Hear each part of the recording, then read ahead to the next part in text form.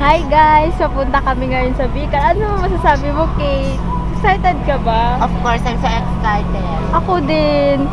Ay, ngayon pala nakasakay kami dito sa sa Starex nila Shane. Yung daddy niya ang nagda-drive. Di ba, bongga? Yung iba dyan naka-tricycle lang. Tsaka. Hello sa inyo! Ay, walang reaction. Ano ba yan? Kayo na lang, Kate. Mag-swimming ka, Kate. Of course. Be.